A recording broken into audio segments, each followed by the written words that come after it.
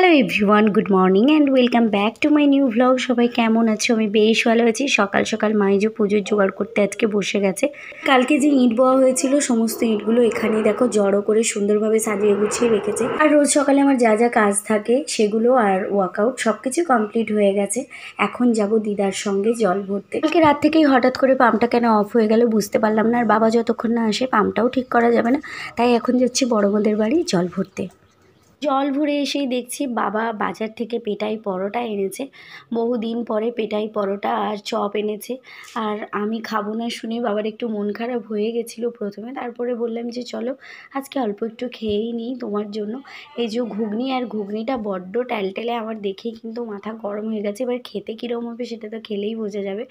আর মায়ের যেহেতু পুজো টুজো হয়ে গেছিলো সে কারণে মাকেই বললাম বেড়ে দেওয়ার জন্য। মা বেড়ে দিচ্ছে। দাদা এখনও ঘুম থেকেই ওঠেনি, তাই ওর খাবারটা মা বেড়ে আলাদা করে রেখে দিচ্ছে। প্রত্যেক দিন দাদা সবার শেষে ঘুম থেকে ওঠে, কারণ অনেকটা রাত জেগে ওকে কাজ করতে হয়।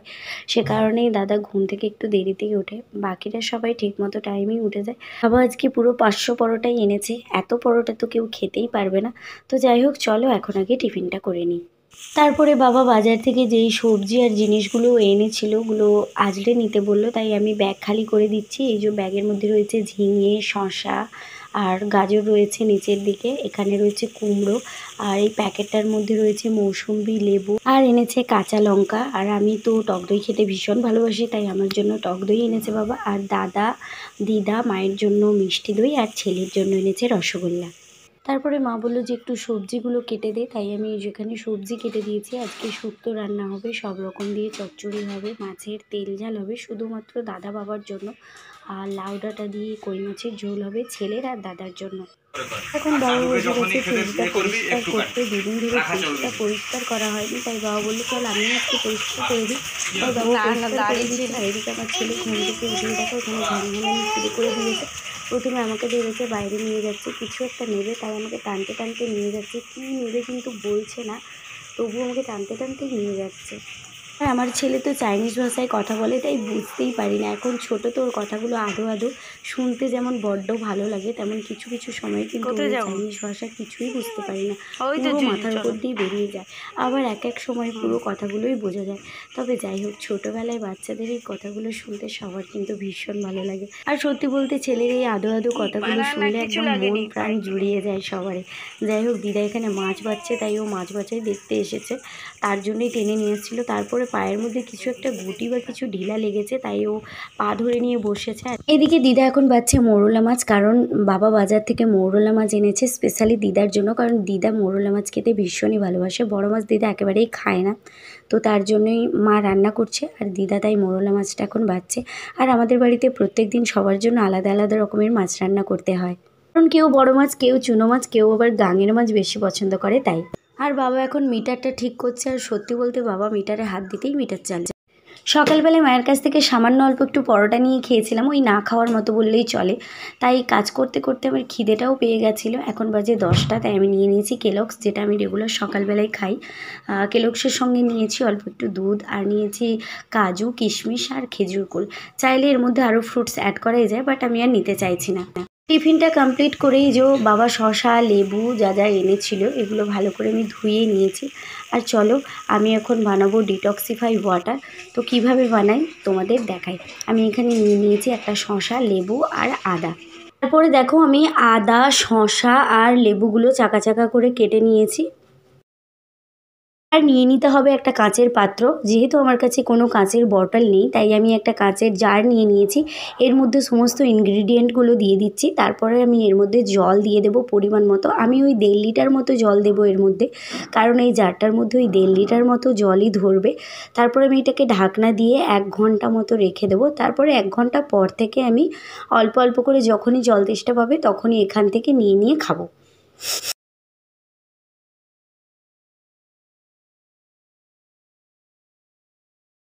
আর তোমাদের আমি বলবো যে এই ডিটক্স ওয়াটার খেলে আমরা কী উপকার পাবো, আর কীভাবে এটা বানানো যায়। তুমি কিন্তু এই ডিটক্স ওয়াটারটা বাড়িতে নানানভাবেই বানাতে পারো। ফ্রেশ ফ্রুটস, ভেজিটেবলস আর হার্বস যা কিছু দিয়েই তুমি বানাতে পারো। জানো তো এই ডিটক্স ওয়াটার কিন্তু খুবই হেলদি একটা ড্রিঙ্কস। এই ডিটক্স ওয়াটারের হেলথ বেনিফিটস কিন্তু অনেক রয়েছে, যেটা পান করলে আমরা অনেক উপকার পাবো, কোনো অপকার হবে না। আমি বলি এই ডিটক্স ওয়াটার পান করলে কিন্তু টক্সিন রিমুভাল আর ডিটক্স হবে, ওয়েট লস তো হবেই। এটা পান করলে বডি পিএইচ কিন্তু ব্যালেন্সিংয়ের মধ্যেই থাকে, আর যাদের ডাইজেশন প্রবলেম আছে সেই ডাইজেশন প্রবলেমটাও কিন্তু ইমপ্রুভস হয়ে যায়, আর সঙ্গে কিন্তু এনার্জি লেভেলও অনেক বেড়ে যায়, আর ইমিউনো ফাংশনও বুস্টিং হয়ে যায়। ডিটক্স ওয়াটারটা কিন্তু শরীরের জন্য ভীষণই হেল্পফুল। তো 1 ঘন্টা হয়ে গেছে, তাই আমি 1 গ্লাস খেয়ে নিচ্ছি। তোমরাও দেরি না করে ঝটপট ডিটক্স ওয়াটারটা বানিয়ে ফেলো। আমি কিন্তু সামান্য ইনগ্রিডিয়েন্ট দিয়ে বানিয়েছি, তোমরা চাইলে আরও অন্যান্য ইনগ্রিডিয়েন্ট অ্যাড করতে পারো। তো তোমরাও ঝটপট বানিয়ে নাও, আর আমাকে জানাতে ভুলো না কে কীভাবে বানালে। এখন বসে গেছে মশারি সেলাই করতে। কালকে রাতে আমার ছেলে এত দুষ্টুমি করেছে যে মশারিটা ছিঁড়েই ফেলেছে। এই গরমের মধ্যে এখনও মা বসে বসে রান্না করছে, আর সবার যদি আলাদা আলাদা পদ রান্না হয় তাহলে তো মায়ের একটু সময় লাগবেই। তো মাকে বললাম গ্যাসে রান্না করতে, মা বললো না এত জ্বালানি রয়েছে যখন এখানেই করে নিই। মায়ের রান্না শেষ হলে মা চাটনি বানাবে, তাই বাবাকে বললো যে কয়েকটা আম কুড়িয়ে নিয়ে আসতে, তাই বাবা যাচ্ছে আজকে ঢাকা হাতে নিয়ে আম কুড়াতে। আর এই দেখো এই গাছটাতে আমি জল দিয়েছি, এই গাছটা পুরো মারা যাচ্ছিলো, রোদ্দুরের মধ্যে ছিল, তাই রোদ্দুর থেকে নিয়ে এসে এখানে বসিয়েছি। এই ক্যাপসিকাম গাছটা একেবারে ঝলসে যাচ্ছিলো, তাই একে রোদ্দুর থেকে তুলে এনে এখানে বসিয়েছি আর জল দিয়ে দিয়েছি। বাবা আম কুড়িয়ে এসে স্নান করতে না করতেই ছেলের দুষ্টুমি শুরু হয়ে গেছে। বাবাকেও ওই সমানভাবেই টানতে টানতে নিয়ে যাচ্ছে, যেমন আমাকে টানতে টানতে মাঝে মধ্যেই নিয়ে যায়। বাবাকে নিয়ে যাচ্ছে, কোথায় নিয়ে যাচ্ছে কিছুই বোঝা যাচ্ছে না, কিন্তু নিয়ে যাচ্ছে। আমগুলো ঢাকার মধ্যে রেখে বাবা আমাকে বললো যে আমগুলো কেটে ভালো করে ধুয়ে ওগুলো একদম ঝুরি ঝুরি করে কেটে দে, এগুলো দিয়ে আচার বানাবো। কী আচার বানাবে বাবা কিন্তু নিজেও জানে না, কারণ বাবা আচার বানাতে পারেই না, ওটা মায়ের ডিপার্টমেন্ট। মা রাগ করে বলেছে যে পারবো না, তাই আমাকে বলেছে কেটে দিতে। আর আমি তো খুব ভালো আচার বানাতেই পারি না, পারি কিন্তু খুব ভালো পারি না, তাই আচার বানাবো না, শুধু আমগুলো কেটে দেবো, বাকিটা বাবা করে নেবে। তো আমি এখন এই যে আমটা ছাড়িয়ে নিচ্ছি, তারপরে ওই গামলার মধ্যে জল রেখেছি, গামলা নয় সরি এই ডেকচিটার মধ্যে জল রেখেছি, এর মধ্যে এবার আমগুলোকে কেটে কেটে দিয়ে দিচ্ছি। ভালো করে ধুয়ে নেব, কারণ কালো কালো কষগুলো লেগে রইলে না কেমন আমটা বিচ্ছিরি দেখতে লাগে, তাই ভালো করে আবার চটকে আমি এগুলোকে ধুয়ে নিচ্ছি।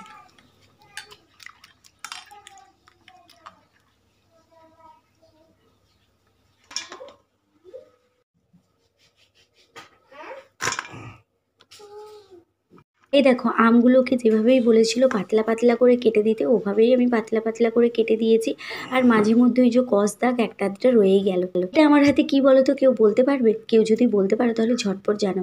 এই জিনিসটা ছোটোবেলায় প্রচুর খেয়েছি, আর সত্যি বলতে একটা সময় খুবই ভালো লাগতো, এখন আর এগুলো খুব একটা ভালো লাগে না। আমার ছেলে আমার হাতে এগুলো দিয়ে গেছে, একটা খেয়ে প্যাকেটটা আমার হাতে দিয়ে গেছে, আর আমি বের করে একটা টেস্ট করে দেখছি যে কীরকম লাগছে। অনেক দিন আগে খেয়েছিলাম, টেস্টটা ঠিকমতো মনেও পড়ে না। যাই হোক, ছেলে যখন দিয়ে গেছে একটা টেস্ট করেই দেখবো কীরকম। আর আমার ছেলে অনেকক্ষণ থেকেই দেখছিল যে আমি আম কাটছি, ও আমগুলোকে বলছে অ্যাপেল অ্যাপেল বলে আমার হাতে এগুলো দিয়ে গেছে। ও দেখতে পাচ্ছে মা কষ্ট করে আম কাটছে, তাই আমাকে খাবারটা দিয়ে গেছে। ছেলে আমার কষ্টটা বুঝে গেছে। যাই হোক, আমগুলো এবার সমস্ত কাটা কমপ্লিট হয়ে গেছে। এবার আমি বাবাকে এই যে দিয়ে দিয়েছি, বাবা এগুলোতে নুন, হলুদ আর গুঁড়ো লঙ্কা সমস্ত কিছু মেখে দিচ্ছে, ভালো করে মেখে দিচ্ছে। আমি মাখতেই পারবো না, কারণ এর মধ্যে লঙ্কা গুঁড়ি রয়েছে। আর যেহেতু বাবা নিজেই বড় মুখ করে বলেছে আমি বানাবো, তাই নিজের থেকেই বললো যে আমাকে দে আমি বানাই। আদপেও কিন্তু বাবা ঠিক করে পারবে না, ওগুলো মাই করে দেবে। এত ছোট ছোট করে কেটেছি বলে মা বকাও দিল, কারণ আমাকে বাবা যেভাবে বলেছে সেভাবেই কেটেছি। আমার সঙ্গে কিন্তু বাবাও একটু বকা খেয়েছে। যাই হোক, বাবাই যে এখন রোদ্দুরে দিতে যাচ্ছে, আর রোদ্দুরে তো আমি বেরোতেই পারছি না, এত ভয় লাগছে আমার রোদ্দুর দেখে। তো বাবা গেছে, বাবা আগে রোদ্দুরে দিয়ে আসুক। হ্যাঁ ঠিক করছো, কেন না হলে বিড়াল মুখ দিয়ে দেবে। রান্না কমপ্লিট, তো চলো এবার লাঞ্চ করা যাবে। দুপুরের লাঞ্চ টক দই, স্যালাড আর সঙ্গে এই যে ওটস। লাঞ্চ কমপ্লিট করে উঠে এই যে শাশুড়ি মা যেই ব্লাউজগুলো দিয়েছিল এগুলো এখন একটু সেলাই করে নেব।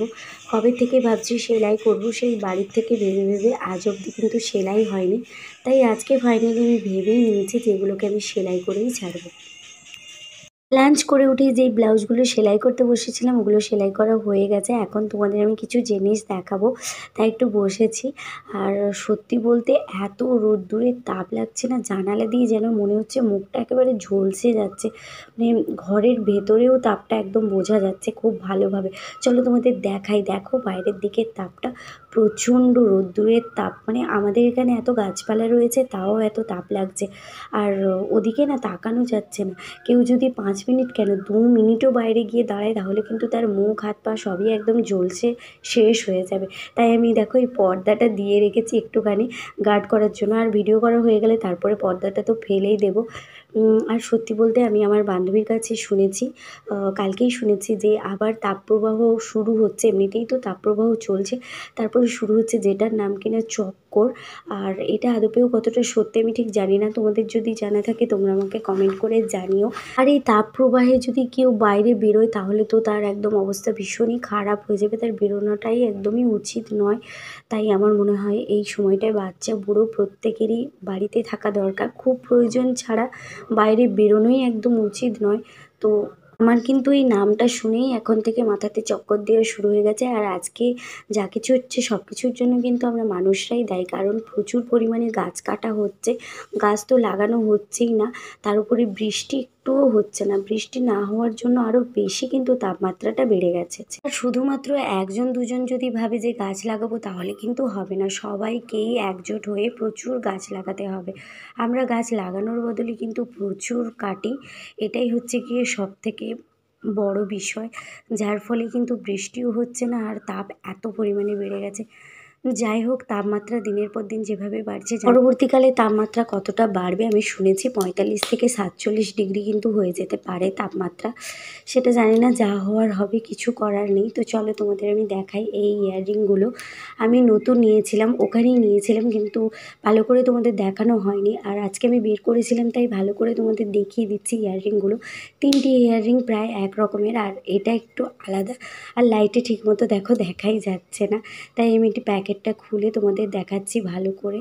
এটা একটু হালকা আকাশি কালারের আর একদম গ্লেজ দিচ্ছিল ইয়াররিংটা, ভীষণই সুন্দর। মাঝে একটা করে স্টোন রয়েছে, তো ঠিকমতো দেখা যাচ্ছিল না, তাই আমি কানে পরেই তোমাদের দেখিয়ে দিচ্ছি, দেখো।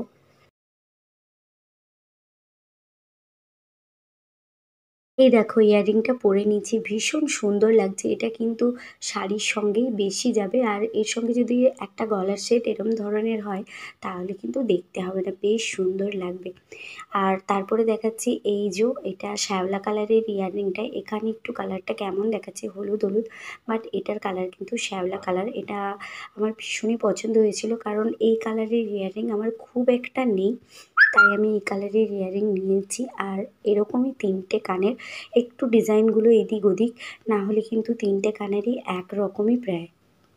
তো আরগুলো আমি আর দেখাচ্ছি না, ওগুলো এমনি তোমাদের প্যাকেটের ওপর থেকে দেখিয়ে দিচ্ছি, যখন পরবো অবশ্যই তোমাদের তো দেখাবোই।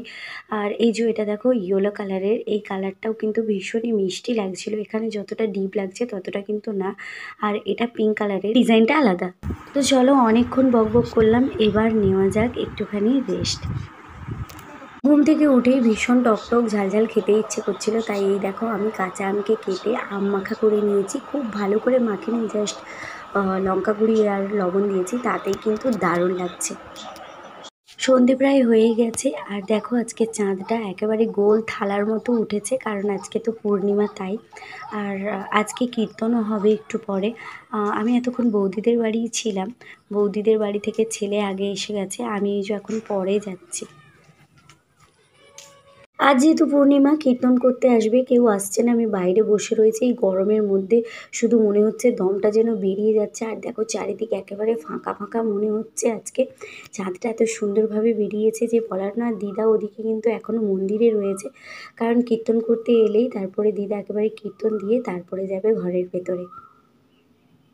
তো চলো, অনেকটা রাত্রি হয়েই গেছে, কীর্তনও কমপ্লিট হয়ে গেছে। আর এই যে আমার রাতের ডিনার, ওটস আর মা আলুর দম বানিয়েছিল, রুটোই আলুর দম। তো আমাকে বললো যে অল্প একটু আলুর দম টেস্ট করে দেখ কেমন হয়েছে, তাই ওপর দিয়ে একটু আলুর দম দিয়ে দিয়েছে। তো চলো আগে এটা খেয়ে নিই। সবাই ডিনার কমপ্লিট করে একটু বাইরেই বসেছিলাম, আর আমার দিদা একটু গার্গেল করছিল। আমার ছেলে তো গিয়ে ভীষণ বিরক্তি করছে। ও ভাবছে যখনই উপর দিকে মুখ তুলে দিদা আওয়াজ করছে, ও ভাবছে দিদা ইচ্ছে করে আওয়াজ করছে। তাই দেখো দৌড় দিয়ে গিয়ে দিদার ঘাড়ের ওপরে ঝুলে পড়ছে, ঠিকমতো করে গার্গেল করতে দিচ্ছে না। যাই হোক, চলো অনেক রাত হলো, আজকের ভিডিওটা আমি এখানেই শেষ করলাম। ভিডিওটা ভালো লেগে থাকলে অবশ্যই লাইক কমেন্ট শেয়ার করে দিও। যারা তোমরা আমার ভিডিও দেখছো তাদের প্রত্যেকে অসংখ্য ধন্যবাদ। আরেকটা রিকোয়েস্ট তোমাদের কাছে, তোমরা কিন্তু ফুল ভিডিওটাই ওয়াচ করো। তো চলো, টাটা অ্যান্ড গুড নাইট।